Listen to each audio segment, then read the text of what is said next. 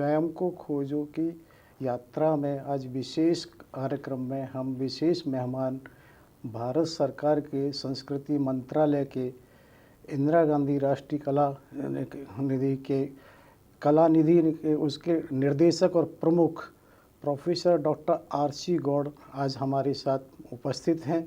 उनका भव्य स्वागत है। उनके परिचय में अगर थोड़ा सा भी प्रयास किया तो पूरा सीरीज भी कम पड़ जाएगी, लेकिन हल्का सा सिर्फ ये बता देना आवश्यक है कि फिर भी उनके उसमें 22 राष्ट्रीय अंतर्राष्ट्रीय उत्कृष्ट सेवा के लिए पुरस्कार आपको मिल चुके हैं और 25 से अधिक राष्ट्र और अंतर्राष्ट्रीय स्तर पर अपनी सेवाओं के लिए आपका भ्रमण रहा है। उसके अलावा 22 से अधिक पुस्तकों का संपादन लेखन भी रहा है। 50 से अधिक आर्टिकल वगैरह उसमें इनके पब्लिश रहे हैं। 200 से ऊपर न्यूज़ों का एक तरह से इनका उसमें प्रकाशन भी रहा है। बहुत सारी आपके अंतर्गत रही और उसके अलावा जो साहित्य प्रेम है विशेष है, श्री रामचरित मानस पर भी है, श्रीमद् भागवत गीता पर भी है और उस पर अन्य अन्य पुस्तकों पर भी है। उसी के उसमें सबसे पहले हम डॉक्टर साहब का एक बार स्वागत करते हैं, फिर उस पर चर्चा करते हैं। डॉक्टर साहब आपका स्टूडियो बहुत बहुत स्वागत है। नमस्कार, धन्यवाद। सबसे पहले एक बार हम ये ज़रूर दर्शकों को जानना चाहते हैं डॉक्टर साहब कि जैसे श्री रामचरित मानस जी का जिस समय अयोध्या में 22 जनवरी 24 को वो हुआ था प्राण प्रतिष्ठा, तो उसके बाद पूरे न केवल भारतवर्ष में पूरे विश्व में एक जन जागृति अलग सी आ गई थी। उसके बाद ये देखा कि मई 24 में यूनेस्को द्वारा इसको मान्यता प्राप्त हुई। तो उस यूनेस्को से जो मान्यता प्राप्त हुई है उसको हम भारत और विश्व के स्तर पर कैसे देख सकते हैं, कैसे हमें लगता है क्या उपलब्धि है? देखिए, यूनेस्को विश्व की एक ऐसी संस्था है जो सभी तरह की विरासत को वर्ल्ड हेरिटेज, वर्ल्ड रिकॉग्निशन के तौर पे सर्टिफिकेशन देती है। उसके 3 प्रोग्राम हैं मेन। वर्ल्ड हेरिटेज जिसमें मोनूमेंट, सिटीज़ नॉमिनेट किए जाते हैं। इंटेंजिबल कल्चर हेरिटेज में जैसे हमने दीपावली को नॉमिनेट किया है, गरबा को नॉमिनेट किया है। तो रिचुअल्स, फेस्टिवल्स और हमारी जो फोक म्यूज़िक, उस तरह की रामलीला को हमने नॉमिनेट किया है। और एक जो तीसरा प्रोग्राम है जिसको बोलते हैं हम UNESCO memory of the world program, उसमें जो हमारे ग्रंथ हैं, जो हमारे वेद, पुराण, महाभारत, भगवत गीता, नाट्यशास्त्र, इस तरह के जो ग्रंथ हैं, पूरे विश्व से ऐसे ग्रंथों को विश्व धरोहर के तौर पे रिकॉग्निशन मिलती है। मैं इस कार्यक्रम में 2 तरह से जुड़ा हुआ हूँ। पहला तो मैं एक इंडिविजुअल एक्सपर्ट के तौर पे 2018 से उस कमेटी का मेंबर हूँ जिसको international advisory committee of UNESCO memory of the world program बोलते हैं, जिसमें ये सारे फैसले होते हैं कि किस ग्रंथ को उस विश्व धरोहर में शामिल किया जाए। उसके साथ साथ इंदिरा गांधी राष्ट्रीय कला केंद्र, जहाँ पर मैं प्रोफेसर और डीन के रूप में कार्यरत हूँ, इंदिरा गांधी राष्ट्रीय कला केंद्र इस कार्यक्रम की नोडल एजेंसी है मिनिस्ट्री ऑफ कल्चर के लिए। तो भारत की पिछले 7 सालों में कौन सी धरोहर को नॉमिनेट करना है, उसका नॉमिनेशन डोजियर बनाना और उसके साथ साथ उसको विश्व पटल पर लाने के लिए सारे प्रयास करके यूनेस्को से रिकॉग्निशन दिलाना, ये सारे कार्य में मेरी भूमिका है। और इसी भूमिका के अंतर्गत 2023 में जब यूनेस्को ने कॉल फॉर नॉमिनेशन किया तो हमने यूनेस्को का जो रीजनल रजिस्टर है उसमें श्री रामचरित मानस की 2 बहुत ही महत्वपूर्ण जो ग्रंथ हैं, एक अवधी लिपि में लिखा हुआ है, दूसरा नास्तलिक में लिखा हुआ है जो नेशनल म्यूज़ियम है दिल्ली का, उसमें उनको हमने नॉमिनेट किया।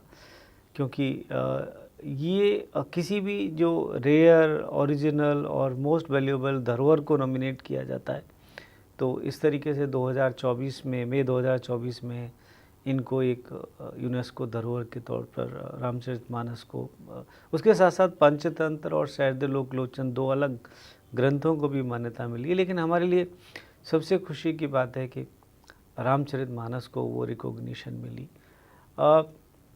इसका महत्व क्यों है? रामचरितमानस हमारे लिए एक ग्रंथ नहीं है, हमारे लिए हमारी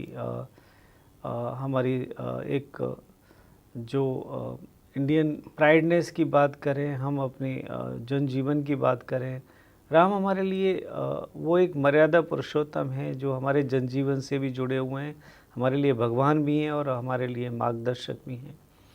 तो और कोई राम भगवान का हिंदुस्तान या जो हम अगर सब कॉन्टिनेंट, इंडियन सब कॉन्टिनेंट की बात करें उसमें नहीं है। पूरे विश्व में, पूरे साउथ ईस्ट एशिया में रामायण के 331 से ज़्यादा वर्जन्स हैं। तो वो सब पूरी तरह से पूरा विश्व की धरोहर है ये। तो सबसे पहले तो जो विश्व की धरोहर है उसको एक विश्व की धरोहर के रूप में ऑफिशियल नॉमिनेशन मिलना बहुत ज़रूरी था, जो बहुत साल पहले हो जाना चाहिए था। मैं उन सब चीज़ों में नहीं जाऊंगा क्यों नहीं हुआ, लेकिन अब ये हुआ है। तो एक जो उनका जो हमारी धरोहर का जो स्थान है वो उनको डिजर्विंग प्लेस मिला है।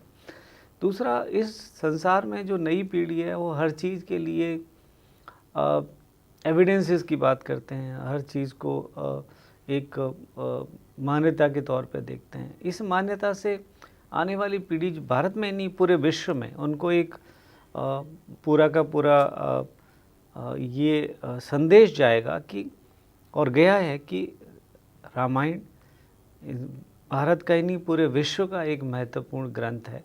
और मर्यादा पुरुषोत्तम राम की जो जीवन गाथा है वो हमारे लिए प्रेरणादायी है। इसके साथ साथ इस प्रोग्राम में कोई भी ग्रंथ जब नॉमिनेट होता है तो उसमें एक कंडीशन होती है कि वो हमेशा के लिए प्रिजर्व हो जाता है, सेफ गार्ड हो जाता है। जी जी। तो आने वाली जनरेशन कभी कुछ भी बदले, लेकिन ये ग्रंथ पूरे विश्व में पूरी तरह प्रिजर्व रहेगा।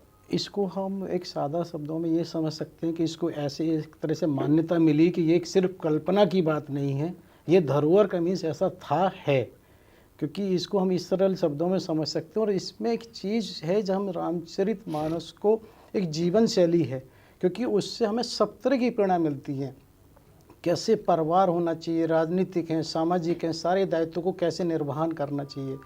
लेकिन उसकी एक घटना पर मैं केंद्रित करना चाहता हूँ कि यदि राम वनगमन नहीं होता, क्योंकि प्राय क्या होता है कि रामचरितमानस में एक मिनट राम वनगमन मुख्य है, तो उसको क्या कहेंगे आप, वो किस कारण से हुआ, क्या कहना चाहेंगे इसे?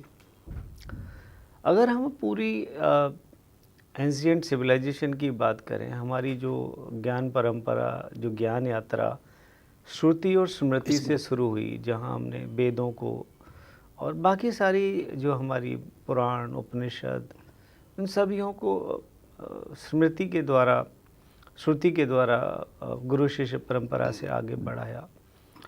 और हमारा पूरा का पूरा जो सिविलाइजेशनल है, हिस्ट्री है, वो इस बात पर है कि ब्रह्मांड की रचना ब्रह्मा ने की है, और उन्होंने जो भी डेस्टिन किया है वो अनादिकाल के लिए है। वो आज या पास्ट के लिए नहीं, फ्यूचर प्रेजेंट के लिए ना, अनादिकाल के लिए बनाया गया। और उसमें पूरी प्रक्रिया बना दी गई है। जब हम कोई प्रोजेक्ट लेते हैं तो उसमें हम पूरे उसकी प्रोजेक्ट की रूपरेखा तैयार करते हैं। इससे पूरे ब्रह्मांड की रूपरेखा ब्रह्मा ने पहले से ही बना दी है। वो हमारी जो हम युग की बात करते हैं, हम त्रेता की बात करते हैं, द्वापर की बात करते, सतयुग की बात करते हैं, और उसके बाद आप कलयुग की बात करते हैं। तो ये सब चीज़ें जो ऑलरेडी अनादिकाल तक डेस्टिन है, उसमें ये सारी जो क्रियाएं हुई हैं, जो सारे चाहे वो राम का वनवास जाना हो, चाहे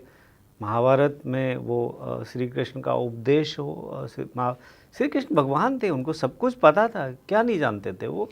लेकिन एक आम आदमी की, आम इंसान की तरह उन्होंने हर चीज़ को इग्नोरेंट रहते हुए गीता का उपदेश अर्जुन को दिया, और वो उपदेश में उन्होंने सही गलत क्या है सारी चीज़ें दी। तो ये हम, और आज भी ये बहुत बड़ा सच है। मैं हमेशा इस बात में बहुत पूरी तरह बिलीव करता हूँ कि जो मेरी डेस्टिनी में है वो कोई मुझसे ले नहीं सकता, वो जो नहीं है कोई दे नहीं सकता। और ये हमारी ज़िंदगी में हम उनको एक्चुअली कई बार उनको हम अजूबा मान लेते हैं, या फिर वो ऐसे मान लेते हैं कि जैसे अचानक नहीं, वो कुछ भी अचानक नहीं होता, वो सब डेस्टिन होता है। वही चीज़ को ये हमने समझने का प्रयास किया है कि ये राम वनगमन एक साधारण भाषा में सबको लगता है कि कैकेयी माता ने वरदान मांगे, होना उनको रास्ते लगता और हो वनगमन गया। वास्तव में वो एक माध्यम थी, लेकिन अगर हम बहुत सारी चीज़ों को देखें, अगर किसी राम जन्म के भी कारण देखते हैं, कितने सारे श्राप वरदान वहाँ ऐसे आते हैं जिसमें ये जब आता है कि नारद मोह वृंदा का जो श्राप था, जालंधर वृंदा की बात भी आती है, वो राजा प्रताप भानु का भी आता है। और तो सबसे बड़ी अगर हम ये देखते हैं, भगवान राम का तो जन्म नहीं, उससे बहुत पहले पीढ़ी अनर थे जो उनके वंशज, करीब करीब 42 पीढ़ी पहले, उन्होंने भी उनको श्राप दिया था कि इस तरह मेरी वही वंश में हो जाओ, तुम्हारा वो करेगा बद। तो यानी कि ये देखिए ना कि कितने समय ऐसे हुआ, रघु से उनका रहा था, जब उन्होंने एक तरह से बाण चलाया तो उसी बाण को अगस्त ऋषि के पास रखा गया। इसी तरह से कितनी सारी घटनाएं इससे जुड़ी हुई हैं कि यदि हम देखते हैं कि जो उस समय के कारण थे और जो वन गमन के समय भी कारण रहे, जैसे केवट की घटना लेते हैं कि क्षीर सागर का भी विषय प्रसंग आता है, वहाँ उसको वो उनके चरण स्पर्श करना चाहते थे, नहीं कर पाए, तो त्रेता में केवट वहाँ हुए जिन्होंने पैर पखारे। और ऐसा भी आता है कि द्वापर में, क्योंकि उनकी इच्छा त्रेता में पूरी नहीं भोजन कराने की, तो द्वापर में भगवान ने वहाँ उनकी इच्छा पूरी की है। इसी तरह से तारा का भी आता है, भोजन कराने की इच्छा वो वहाँ पूरी होती है। तो कई प्रसंग ऐसे आते हैं। इवन जो शूर्पणखा हैं, कुब्जा है, वो अगर आप देखते हैं तो 10वें स्कंद श्रीमद् भागवत जी के, अगर वो 42वें अध्याय में जब कंस के पास जाते हैं तो वहाँ वो मिलते हैं, और 48वें अध्याय में उसकी घर जाने की इच्छा भी पूरी करते हैं। इसी तरह से क्या 10वें स्कंद के जो 67वां अध्याय है द्विविद का, वहाँ पर क्या होता है, विभीषण अभिषेक के समय जब वो द्विविद ने थोड़ा सा कुछ इस तरह से बदसलूकी की है, जिसके परिणाम से वहाँ पर माफ़ किया गया और बलराम ने उधर से किया है। तो ये सब चीज़ें इस बात का प्रमाण है कि कितनी जो भी घटित हो रहा है उस घटना का अतीत और भविष्य संबंध है, कि वनगमन से पहले की घटना है। क्योंकि श्रवण कुमार हमारे जन जन में जाने जाते हैं कि उन्होंने माता पिता की सेवा की, तो जब तक राम जी का जन्म भी नहीं हुआ। कितनी सारी अन्य भी घटनाएं हैं, लेकिन सब एक ही चीज़ प्रमाणित करती हैं, जो कुछ हो रहा है उसका अतीत और भविष्य संबंध है। जैसे हम वर्तमान में एक मिनट ये मान लेते हैं कि सती मोह हुआ, और जिसके कारण से जितने हमारे शक्तिपीठ हैं, कोई उसमें मतभेद नहीं है, जो शक्तिपीठ होने का कारण सिर्फ होता है सती का जो मोह हुआ, भगवान शिव ने उनको लिया और वो शक्तिपीठ स्थापित हुई। यानी कि त्रेता से लेके वो आज तक हमारी हैं। गिरिराज बाबा ब्रज में हैं, उसको कहेंगे हमें। तो ये सब घटना इस बात को प्रमाणित करती हैं। तो क्या हम इसको ये कह सकते हैं कि यूनेस्को से जो मान्यता मिली है, तो हमारी उन सब चीज़ों को भी मान्यता है जो रामचरितमानस में लिखा गया है? देखिए, यूनेस्को हमारी जो रीति रिवाज हैं, जो हमारी सिविलाइजेशनल हिस्ट्री है, हमारी जो उसको लेके मान्यताएं हैं, उनको यूनेस्को कोई रिकॉग्नाइज नहीं करता, ना उनको अधिकार है इस तरह के, क्योंकि वो हमारा अपना खुद का, उनकी रिकॉग्निशन है उस ग्रंथ की रेयरिटी को लेके, उस ग्रंथ की ऑथेंटिसिटी को लेके, उस बात को कि ये एक मोस्ट वैल्यूएबल ग्रंथ है।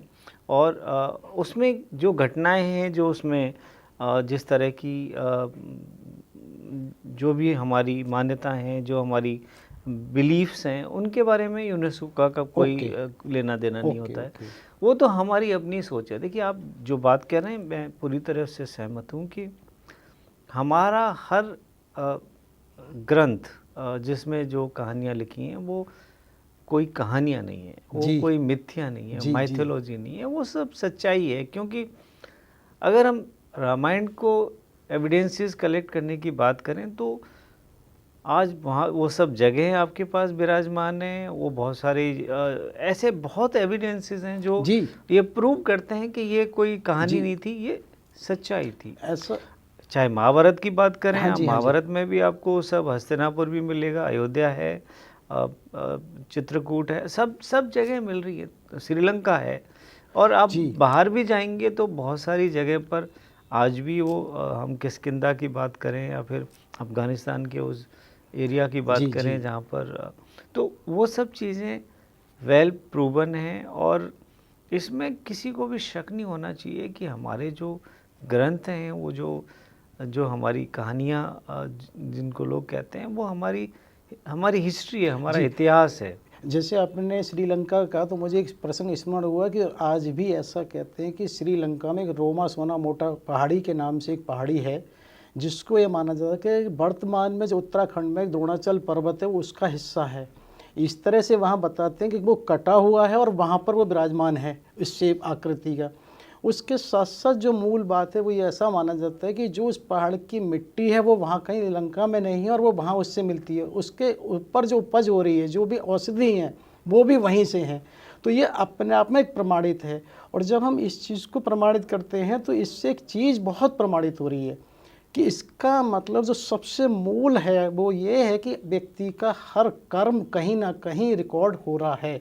जैसे आज पूरी दुनिया एक डाटा सर्वर बनाने में लगी हुई होती है। अब क्या होता है, समय अंतराल में एक शब्दों के अर्थ बदल जाते हैं। जैसे अगर आज हम कहें क्लाउड और विंडो है, 40 साल पहले भी डिक्शनरी में थे, आज भी हैं, लेकिन 40 साल पहले जो इनका अर्थ था वो आज नहीं है, जो आज अर्थ है वो उस समय नहीं था। तो इसी तरह से किस शब्द का कब क्या अर्थ था, ये बड़ा मुश्किल है। ये समय के साथ बहुत बदलाव आते हैं और हम इस बात को सभी जानते हैं कि समय के साथ बदलाव ज़रूरी भी है। जी जी जी। और हमारे कंट्रोल में नहीं है, क्योंकि कंट्रोल में इसलिए नहीं है कि हम इंसान हैं और इसकी एक ऑलरेडी डेस्टिन्ड हिस्ट्री है कि आगे किस तरीके से होना है। हम अगर अपने इतिहास को देखें, जिन बाणों की हम बात किया करते हैं अपने इतिहास में, जो महाभारत में अग्निबाण चल रहा है, या फिर आज वही सब हाइड्रोजन बम और एटम जी बम के जी तौर जी। पे हमारे सामने विराजमान है। जी तो नाम बदले हैं, लेकिन उनका जो विध्वंसक पावर है, जो उनकी जो जो क्षमता है वो क्षमता है, कहीं। वो आज भी वही जी है। तो ये कोरिलेट होता है कि संसाधन बदलते हैं, हिस्ट्री बदलती है, लेकिन जो कहीं ना कहीं जो लिंकेजेस हैं वो हमेशा रहते जी। हैं। लेकिन एक चीज़ है डॉक्टर साहब, जैसे अभी आपने भी कहा था कि हमारी जो संस्कृति श्रुति और स्मृति के आधार से ही आगे हुई, तो एक चीज़ उसमें आती है भाई, हमारे देखिए किस हद तक श्रुति और स्मृति थी कि वो उसी से पीढ़ी दर पीढ़ी चले आ रही थी। तो उसी चीज़ में एक बात आती है कि हमारे यहाँ श्राप और वरदान का बड़ा महत्व है। पूरा मानस ही देखें और कहीं ना कहीं श्राप और वरदानों पर केंद्रित होता है। तो अर्थात जो श्राप और वरदान है वास्तव में तो वो वाणी है। तो वो वाणी किस हद तक प्रतिफल देती रही है, इसका ये आशय है कि आज भी कहीं ना कहीं हम ये बात मान सकते हैं कि सबका इसमें विश्वास है कि कहीं ना कहीं हर व्यक्ति का कर्म कहीं रिकॉर्ड इंदराज हो रहा है। इसको ऐसे समझ सकते हैं, पूरे विश्व में हम कहीं भी देखें, चाहे वो मंदिर है, मस्जिद है, चर्च है, प्रेयर में विश्वास है। आखिर वो प्रेयर में विश्वास है क्यों? कोई ना कोई व्यवस्था में सभी का विश्वास है, उस व्यवस्था में विश्वास होने की वजह से सब ऐसा करते हैं। कोई प्रेयर कहीं फोर्स से नहीं कराई जाती। साथ ही साथ आप एक बात और देखेंगे, सेवा है, दान है, कहीं किसी में ये नहीं किसी ने कहा कुछ नहीं होता। यानी कि जब इन सब से होता है तो ये चीज़ स्वतः प्रमाणित हो जाती है कि कहीं ना कहीं हर एक्टिविटी आपकी रिकॉर्ड हो रही है और उसका प्रतिफल होता है। आप क्या कहना चाहेंगे इसके लिए? देखिए, एक छोटा सा देश लोग नहीं चला पाते, उसमें इतनी परेशानियां होती हैं। अगर हम पूरे वर्ल्ड गवर्नेंस की बात करें, कितनी कॉन्फ्लिक्ट, कितनी लड़ाई झगड़े और दुनिया भर की चीज़ें, और कितना एक पूरा अप्रूवर है पूरे वर्ल्ड में। हम इंसान एक छोटा सा ग्लोब है, उसको नहीं सही ढंग से चला सकते। अगर ये पूरा ब्रह्मांड इतने सालों से चला आ रहा है, जिसमें लाखों साल की तो हम गारंटी देते ही हैं, जो अगर हम कार्बन डेटिंग की बात करते हैं तो लाखों साल की अर्थ फॉर्मेशन की हम बात करते हैं, तो इतना सिस्टमेटिकली 24 आवर्स कहाँ दिन होता है, कहाँ रात होता है, हर चीज़ का इतना माइन्यूट कैलकुलेशन, जो कि साइंटिफिकली भी है, लॉजिकल भी है, उसके लिए कोई ना कोई तो सुप्रीम पावर है। नहीं, बिल्कुल है, क्योंकि आप वो चीज़ इंसान की कैपेसिटी के बियॉन्ड है। बियॉन्ड ये तो जो चीज़ इंसान की कैपेसिटी के बियॉन्ड है वो एक सुप्रीम पावर ही कर सकती है, जिसको हम भगवान बोलते हैं। हाँ, उसके बहुत सारे हमारे भगवान के रूप हैं, बहुत सारे खंड हैं। तो ये जो अल्टीमेटली इंसान हर तरफ से जो परेशान होता है, हर तरफ से जो टूटा हुआ होता है, और वो अल्टीमेटली वो जाता कहाँ है, वो भगवान की शरण में जाता है, क्योंकि उसे पता है कि there is a ultimate power, जो कि उसकी जो भी बुराइयां हैं उसको माफ़ करेगा, और अच्छा, और बुराई और अच्छाई बनी क्यों? इसीलिए तो बनी कि अगर सिर्फ खाली बुराई बनती तो सब लोग बुरे ही होते, अच्छाई होती तो अच्छाई बुराई दोनों का एक बैलेंस वो इंसान तो नहीं बना सकता ना, वो नहीं बना वो सकता। तो एक सुप्रीम पावर है जिसने ये पूरे वर्ल्ड को एक बैलेंस बना के दिया है। और ये जो इतने सारे हम लोग जिनको इन्वेंशंस बोलते हैं, डिस्कवरीज बोलते हैं, उनके लिए जिन्होंने इसको क्रिएट किया है उनके लिए तो एग्जिस्ट करता ही करता है ना। वो हमारे लिए नया है, क्यों? हमें एक बच्चा है जब वो धीरे धीरे बड़ा होता है तो उसके लिए तो बहुत सारी डिस्कवरीज होती हैं। वो तो जैसे जैसे उसकी समझ बढ़ती है वो उस चीज़ों को समझना शुरू करता है और प्रोनाउंस शुरू करता है। हम भी वही बच्चे हैं कि जो नेचर का क्रिएशन है, हमारी जितनी समझ बढ़ती जा रही है हम उन सब चीज़ों को अपनी इन्वेंशन क्लेम कर रहे हैं कि हमने ये इन्वेंशन किया है। इसी के लिए क्या है कि हम जिसको इन्वेंशन कहते हैं उसको अगर हिंदी में हम खोज कहते हैं, तो खोज में मैं उल्टा कहता हूँ खो, यानी कि जो पहले से खोया हुआ है उसी को हम जानते हैं, उसे खोज कह देते हैं। नहीं, बड़ी आपको एक इंटरेस्टिंग एग्जांपल देता हूँ। कंबोडिया में विश्व का सबसे बड़ा रिलीजियस कॉम्प्लेक्स है, और वो सालों तक जंगलों में छुपा रहा और किसी को नहीं पता था। एक फ्रेंच आर्कियोलॉजिस्ट था जो कंबोडिया गया और उसने उसको ढूंढा, तो उन्होंने कहा कि हमने इन्वेंट किया अंकोर वाट को। ऐसे ही अगर हम ये सारनाथ की बात करें भारत की, तो वहाँ पर एक पत्थर लगा हुआ है कि इसके आगे कोई वो नहीं है। हाँ, नहीं, ये किसी एक ब्रिटिश ऑफिसर ने इसको इन्वेंट किया, खोजा। लेकिन इससे पहले हमारे एक जगत सिंह थे जो जमींदार थे, जी जी जी, उन्होंने उसको खोजा था।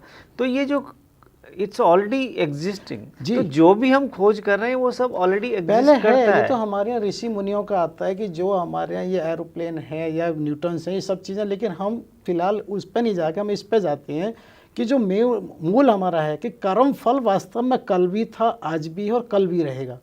कहीं ना कहीं जैसे अच्छाई बुराई की बात हुई, तो ये सबका एक तो है ना, जैसे हमने प्रार्थना कहा, तो वो सब लोग कोई ना कोई सिस्टम में विश्वास रख रहे हैं, इसीलिए प्रार्थना कर रहे हैं। प्रार्थना कभी किसी से ऐसा नहीं दंडात्मक कराई जा रही हो, कहीं के उसको ये कराई जा रही हो कि भाई आपको करनी ही है, लेकिन फिर भी क्यों हो रही है कि इसका मतलब सभी का एक विश्वास है कि कहीं कोई एक ऐसी व्यवस्था है। तो उसी व्यवस्था का ये अर्थ निकलता है कि जब प्रार्थना पे भी काम करता है तो हर व्यवस्था हर कर्म पे काम करेगा। जैसे हम क्या मानते हैं कि एक प्रकाश वर्ष किसी भी दूरी को नापने की एक सबसे बड़ी इकाई है, लेकिन अगर हम छोटा देखें तो ये देखिए कितना नैनोमीटर पर काम हो रहा है, जो कि एक तरह से कहना चाहिए मीटर का करोड़वां हिस्सा है। तो यानी कि जितना वो बृहद है उतना ही सूक्ष्मता है। इसी तरह से कर्म की भी जो परिभाषा है उसको हम किसी ऐसा नहीं कर सकते वो इतनी बृहद और सूक्ष्म है, लेकिन सबसे कॉमन ये है कि सबका ये विश्वास है कि कहीं ना कहीं हर कर्म आपका इंद्राज हो रहा है। ऐसा नहीं हो सकता कि बैंक के खाते में केवल क्रेडिट एंट्री हो, डेबिट ना हो, या केवल डेबिट हो क्रेडिट ना हो। देखिए, अगर हम भारतीय सिविलाइजेशन की बात करें तो जो 4 पुरुषार्थ की हम बात करते हैं, जिसमें कि धर्म, अर्थ, काम और मोक्ष, आप इनका एक अगर कम्बिनेशन देखें कि अर्थ हमारी जो इकोनॉमिक मीन्स की बात कर रहे हैं, धर्म हमारे लिए कभी भी रिलीजन नहीं रहा। काम और मोक्ष की अगर हम बात करते हैं तो अगर हम जो हमारा धर्म है उसके हिसाब से अर्थ का इस्तेमाल करते हैं तो उसका एक सही सदुपयोग होता है, और उसका हमें हैप्पीनेस, जो अभी हमारे प्राइम मिनिस्टर ने जो एआई समिट किया तो उसमें वो दिया हैप्पीनेस फॉर ऑल और वेल बीइंग ऑफ ऑल, ये सब हमारे ये जो 4 पुरुषार्थ बताए, इन्हीं का एक बैलेंस पावर है। क्योंकि ये हमारे ग्रंथों में भी लिखा है और हर जगह लिखा है कि अल्टीमेट क्या है, मोक्ष की प्राप्ति। और मोक्ष कोई सिर्फ सद्गति प्राप्त करने के बाद ही मोक्ष प्राप्त नहीं होता जी, वो तो आप जीते जीते भी मोक्ष प्राप्त हो सकता है। जी, जी, जी। ये जो हमारे जितने भी ऋषि मुनि, उन सबको मोक्ष प्राप्त था। तो हमारी जो सिविलाइजेशनल हिस्ट्री है जिसमें कहीं भी किसी रिलीजन का नाम नहीं लिखा हुआ, इवन हिंदू कहीं पर भी हमारे किसी ग्रंथ में नहीं लिखा हुआ कि हिंदू। देखिए, सबसे बड़ी इंटरेस्टिंग बात जो लोग नहीं समझ पाते कि ये धर्म हमारे लिए रिलीजन क्यों नहीं था, क्योंकि ये धर्म तो बाद में बहुत बाद में पैदा हुआ धर्म तो है। एक- जब मुस्लिम्स जी का आना हुआ हमारे, तो हिंदू धर्म की बात शुरू हो गई, क्योंकि अरबों ने उसको जी हिंदू प्रोनाउंस किया। जब क्रिश्चियंस आए तो हमारे क्रिश्चियनिटी का, तो ये रिलीजन जो हम पूरे विश्व में जो रिलीजन की बात करते हैं, हम तो उस रिलीजन की विश्व कभी नहीं, बात ये तो एक्चुअली प्रशासनिक व्यवस्था है, समयांतराल की आवश्यकता के हिसाब से उनको बनाया गया। वास्तव में जो कॉमन है, जैसे आपने कि हैप्पीनेस एक तरह से है, तो वो यही चीज़ आज आवश्यक हो गई है कि हैप्पीनेस है क्या। सब तरफ ये विज्ञान भी और कहीं ना कहीं ये सब डॉक्टर्स भी कहते हैं जीवन शैली, आज जीवन शैली के कारण ये तनाव और अवसाद बढ़ रहा है, जबकि वास्तव में पहले नहीं था। यानी कि ये सब स्वीकार कर रहे हैं कि 75 साल पहले, 60 साल पहले भारत में अगर आप देखें तो कितने डिप्रेशन और टेंशन के थे। नहीं, बहुत सही बात की आपने। हमारी पूरी योगा प्रणाली, हमारा मेडिटेशन सिस्टम, वो दो चीज़ों पे टिका हुआ है, आहार और विहार। जी, आहार क्या है हमारा, डाइटी, हमारा फूड। जी, विहार क्या है, हमारी लाइफस्टाइल। जी। कोई भी डॉक्टर सबसे पहले आपको जो सलाह देता है वो यही देता है कि आपका डाइट और लाइफस्टाइल इसी सही होना चीज़ को चाहिए। तो हमें ये समझना है कि आपके जीवन की हर एक्टिविटी आपको रिएक्ट करती है और उस पर हमें अलर्ट रहना चाहिए। आखिर ये जो तनाव की तरफ हम पहुँचे हैं, हम स्वयं ही तो पहुँचे हैं। किसी नियम कानून तो कहीं बना नहीं कि आपको खुश नहीं रहना है, लेकिन उसके बावजूद अभी हम ये सजग नहीं हो रहे हैं कि हमारा ये मानना है, जैसे पैथोलॉजिकल टेस्ट होते हैं उसमें एक रेंज बाउंड होता है कि भाई ये चीज़ इसलिए होनी चाहिए। इसी तरह से हर व्यक्ति को आज ये निर्धारित स्वयं करना पड़ेगा कि उसको किस चीज़ की कब कितनी आवश्यकता है। होता क्या है कि हम दूसरे द्वारा निर्धारित करना चाहते हैं। तो ये सब चीज़ें इसका प्रमाण है कि जीवन शैली का मतलब आहार विहार, जैसे अभी आपने कहा, यानी कि हर आहार और विहार का भी आपके जीवन पर प्रत्यक्ष रूप से, प्रमाणित रूप से प्रभाव पड़ रहा है। बिल्कुल पड़ता है। और सबसे बड़ी बात क्या है कि आज हम ये बातें क्यों कर रहे हैं, क्यों ज़रूरी है हमारे लिए? क्योंकि अगर हम 1000 साल के अपने जो इन्वेजन की बात करें, पहले मुगल्स आए, फिर ब्रिटिशर्स और यूरोपियंस आए, तो ये जो हमारी ज्ञान प्रणाली थी, जो हमारी ये नॉलेज सिस्टम, जिनको कि हम आजकल बहुत स्ट्रेस दे रहे हैं, वो सब कहीं ना कहीं दब के रह गए। क्योंकि दोनों ने, मुगल ने उनको ख़त्म करने की कोशिश की, नालंदा यूनिवर्सिटी को जला दिया। यूरोपियन थे, उन्होंने अपनी एजुकेशन पॉलिसी, अपनी कल्चर पॉलिसी लाने की कोशिश की। तो जब हम आज़ाद हुए तो अनफॉर्चुनेटली हुआ क्या कि हमें ये दिमाग में डाल दिया 200 साल में अंग्रेज़ ने कि हम तो सिविलाइज नहीं हैं, वो हमें सिविलाइज करने आए। और हमारे कुछ महानुभाव जो हमारे स्कॉलर्स थे, उन्होंने मान भी लिया कि नहीं, हम सिविलाइज नहीं हैं। और वो सिविलाइजेशनल की जो हिस्ट्री थी और जो डेफिनेशन थी उन्होंने जो प्रेजेंट की, वो शायद भ्रामक थी और हमने उसको मान लिया। तो जो आज़ादी के बाद एक बदलाव आना चाहिए था, अनफॉर्चुनेटली वो बदलाव हमारे यहाँ नहीं आया। हमने अपनी ज्ञान प्रणाली, जो कि मैन्युस्क्रिप्ट के तौर पे बहुत सारी स्क्रिप्ट में पाली, प्रकृति, ब्राह्मी, नदी नागरी, इन सब में लिखी हुई है, हमने उनको ट्रांसलेट करने की कोशिश नहीं की। इसलिए हमारी जो आम जनता है वो जान ही नहीं पाई कि उनमें क्या लिखा हुआ है। ये सब जो ये तो I think we should thank our honourable prime minister Modi ji की उन्होंने एक नई दिशा दी, नया लोगों को मोटिवेशन दिया कि ये जो भारतीय ज्ञान प्रणाली है, जो हमारी, हम मतलब एटम बम बनाएं, हम सारे तरक्की करें, लेकिन साथ में वो एक जो बैलेंस है, जो हमें हमारे ऋषि मुनियों ने सिखाया है, गुरु शिष्य परंपरा में सिखाया गया है, अगर हमें खुश रहना है तो हमें उसको लेके साथ में चलना पड़ेगा। क्योंकि इसमें एक ही चीज़ निकल के आती है कि चाहे पूरी दुनिया कहे, चाहे हमारे शास्त्र कहें, कि वो आहार कहें, विहार कहें, कि आपकी जीवन की छोटी से छोटी भी जो कार्य प्रणाली है वो आपके प्रभावित करती है। भाई कोई भी विचार आपके पास आया क्या है, क्योंकि हमारे यहाँ तो जब गीता जी दिखते हैं अध्याय 2 में, लोग जब वहाँ आते हैं 62-63, तो उसमें बाकायदा किसी दृश्य को देख के विषय जागरूक, तो उसमें आसक्ति होती है। तो मतलब एक स्टेप्स उन्होंने कैसे डिफाइन किया हुआ है कि कौन सी स्टेजेस पे आप जाते हैं। तो ये सब कुछ मानसिक स्थिति को ही तो बताया गया है। तो इट मीन्स ये चीज़ें प्रमाणित हो रही हैं आज साइंस विज्ञान भी, कि जैसे जीवन शैली के हम जहाँ भी पहुँचे हैं किसी न किसी कारण से ही पहुँचे हैं। तो मैं यही कहता हूँ कि आज बहुत अच्छा रहा। अंत में आपका बहुत दिल से शुक्रिया अदा करता हूँ, क्योंकि आप इतने सहज सरल और सहल हृदय हैं कि एक छोटी सी सेकंड पे ही आपने स्वीकार किया। श्रोता और दर्शकों की तरफ से भी आपका कोटि कोटि आभार व्यक्त करता हूँ। और अगर आपको कुछ और दर्शकों और श्रोताओं को कहना हो तो फिर एक बार आप अंत में बताएं। नहीं, सबसे पहले तो मैं आप सबको धन्यवाद करना चाहूँगा। इसलिए नहीं कि आपने मुझे बुलाया, इसलिए कि आप जो इस माध्यम से पूरे विश्व में, भारत में एक जो शांति पाठ कर रहे हैं, जो एक वाणी के द्वारा विभिन्न विभिन्न क्षेत्रों के लोगों को बुलाकर और सभी आप लोग मिलके जो एक नव चेतना ला रहे हैं, वो बहुत ज़रूरी है। जिस भ्रामक स्थिति में हमारी आम पीढ़ी जी रही है, वो एक वेस्टर्नाइज मॉडल को कॉपी करने में जो ब्लाइंडनेस हम देख रहे हैं।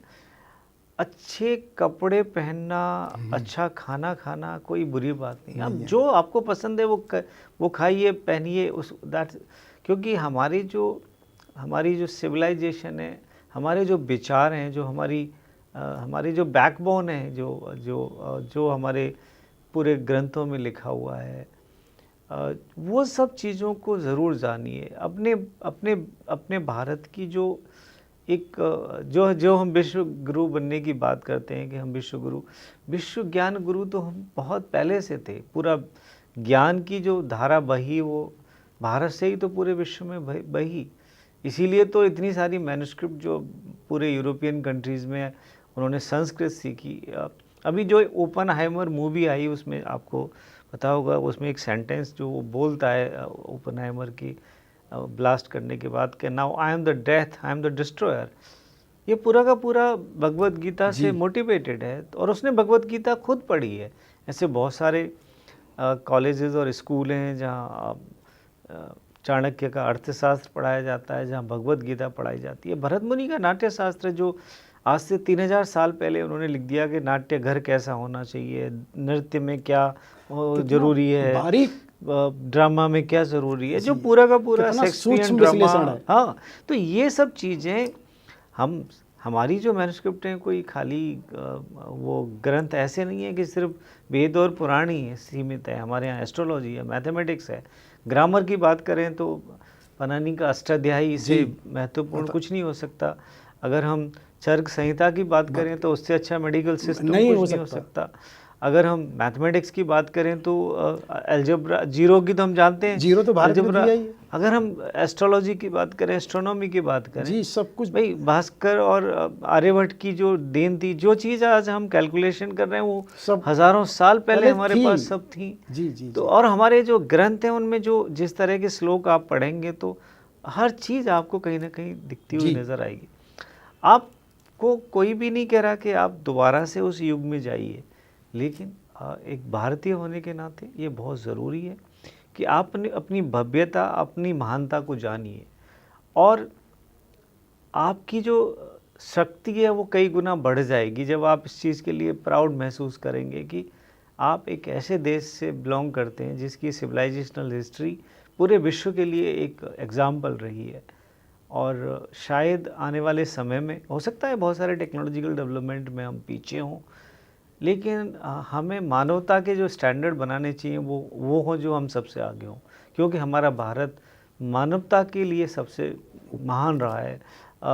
हमारी जो सिविलाइजेशनल हिस्ट्री है उसमें जो हमारे गुरु शिष्य परंपरा रही है, एक दूसरे के लिए जो आदर और सम्मान और प्यार रहा है, वो सब अनपैरेलल है। हमारे अलावा विश्व में कोई उससे कम्पीट नहीं कर सकता और शायद हमें उस स्वर्णिम युग की तरफ जाना चाहिए। कई बार लोग जब हम भारतीय ज्ञान परंपरा की बात करते हैं, अपने रूट्स की बात करते हैं, तो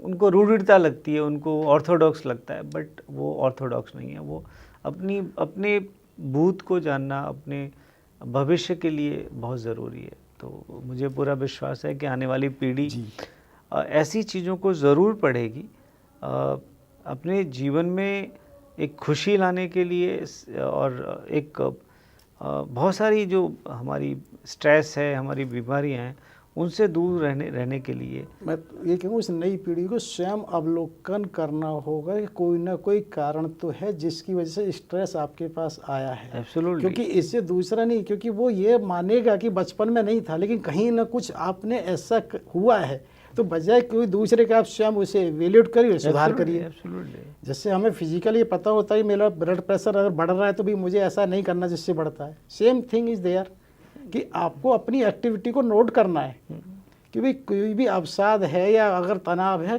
किस लिए बढ़ रहा है, ये जन्मजात तो नहीं था। बिल्कुल रूट कॉज को जानना होगा जी। उसके लिए। ठीक, बहुत बहुत धन्यवाद डॉक्टर साहब, नमस्कार। आपका फिर एक बार कोटि कोटि आभार। नहीं, धन्यवाद। सभी श्रोता दर्शकों का भी कोटि कोटि आभार, धन्यवाद।